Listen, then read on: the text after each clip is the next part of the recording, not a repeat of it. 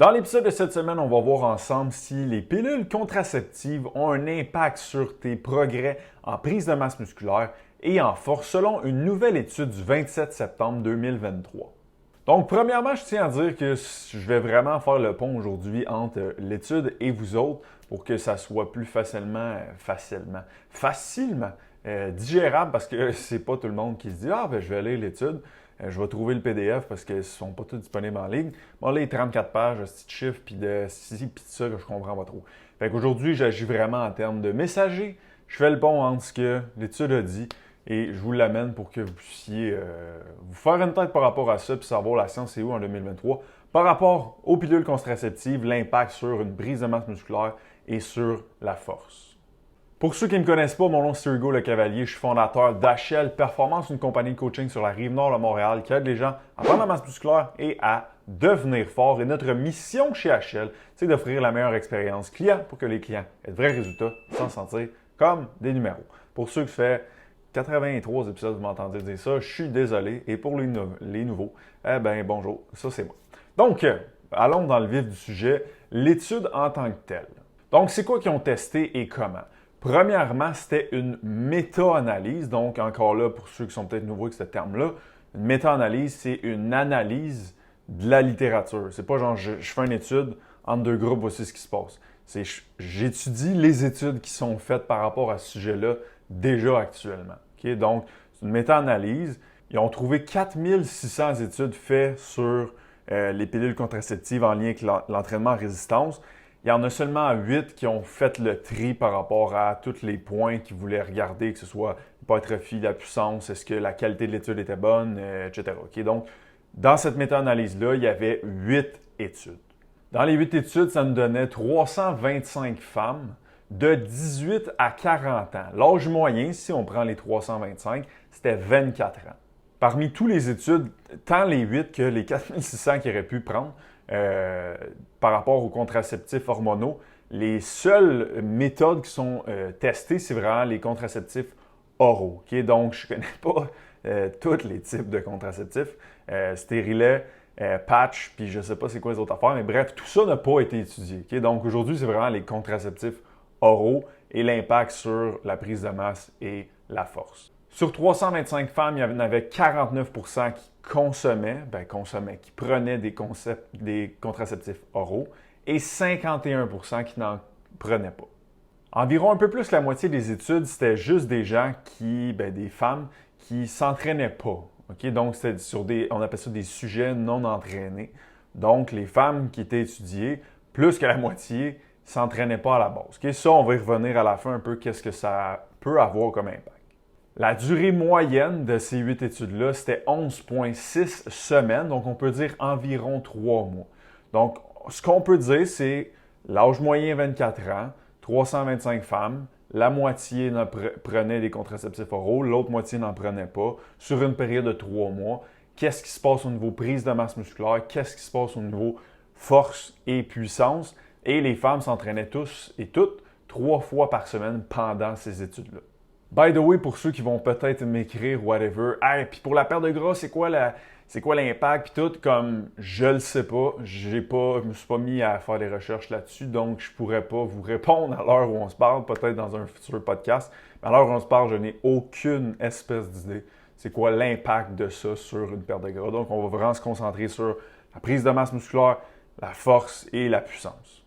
Donc, maintenant qu'on sait c'est quoi qui est un peu comment que ça a été structuré, c'est quoi qui est étudié, allons voir les résultats, c'est ça qui nous intéresse. Mais au-delà de les résultats, c'est surtout l'application des résultats qui nous intéresse. Donc, ça va être mon point numéro 3. Je suis rendu au point numéro 2, qui est les résultats. Si on regarde prise de masse musculaire en premier, je vais vous lire exactement ce qui a été marqué par les auteurs de cette méta-analyse-là par rapport à la prise de masse. L'analyse statistique globale a montré une différence de changement moyen standardisé très faible entre les personnes prenant ou non ces pilules. Cette différence n'était pas significative et indique qu'il n'y a pas de différence claire entre les deux groupes. En résumé, cette étude n'a pas prouvé de preuves solides montrant un effet important des pilules contraceptives sur le développement musculaire. Bottom line, ça n'a pas changé grand-chose. Okay? Donc, pour la prise de masse musculaire, à la lumière de cette analyse-là, Tu ne vas pas plus prendre de masse musculaire, mais tu ne vas pas moins en prendre non plus. Okay? Fait que ça ne change rien. Pour la puissance, maintenant, il y avait un peu moins d'études qui regardaient la puissance. Il y en avait juste 2 sur 8. Okay? Donc, on manque un peu de volume. Mais je ne vais pas relayer exactement ce qu'ils ont écrit, mais ils ont écrit la même chose que je viens de vous lire. Okay? Donc, entre les deux groupes, au niveau de la puissance, il n'y a pas de différence entre les gens qui en prennent et qui n'en prennent pas. Et au niveau de la force, donc squat, bench, deadlift, tu fais du powerlifting en ce moment, tu vas augmenter tes charges au gym. Je ne vais pas le relire encore parce que c'est le même maudit texte. Il n'y a pas de différence significative entre les deux groupes, que tu prennes ou que tu ne prennes pas des pilules contraceptives oraux. Sachant que ça n'a pas de différence, maintenant, c'est un peu comment appliquer ça. Il y a des bémols à l'étude et c'est pas moi qui les soulève, c'est eux autres mêmes, et ça, c'est un trait que si jamais vous aimez lire des études, en tout cas, moi, j'aime ça, mais si jamais vous aimez ça, vous pouvez voir la qualité de l'étude. C'est à la fin, quand ils discutent des résultats, ils vont toujours dire les vraies bonnes études, ils vont dire les limitations de leur étude. Fait qu'ils vont comme un peu dire, hey, dans notre étude qu'on vient de faire, voici les points que ça peut faire qu'on s'est trompé. Okay? Donc, il y a certains points dans l'étude, dans cette méta-analyse-là, qui pourraient nous induire en erreur. Pas nous induire en erreur, mais peut-être un peu amener à différents résultats si on changeait certaines variables. Numéro 1, la durée moyenne de l'étude. J'ai dit au début, c'était 11,6 semaines, donc 3 mois environ. L'affaire, c'est que la force, en 3 mois, tu peux quand même en gagner beaucoup. Même qu'il y a une étude qui montrait pour les femmes, 25% de gain de force à peu près en 3 mois. Okay? Donc, si tu soulevais 100 livres, tu devrais être capable d'aller soulever 125 livres.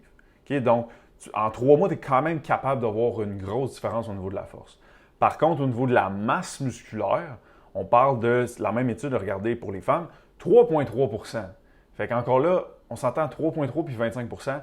Prise de masse, on aurait peut-être été mieux d'avoir une étude sur 6 mois, 1 an, pour voir encore là plus précisément l'effet de ça sur une prise de masse.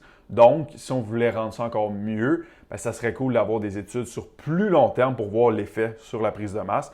Mais sur 12 semaines, il n'y a pas de différence. Point à optimiser peut-être numéro 2, c'est que je l'ai dit au début, il y a beaucoup de gens, presque la moitié des femmes, bien, c'était des femmes qui ne s'entraînaient pas avant, okay? Donc des débutantes.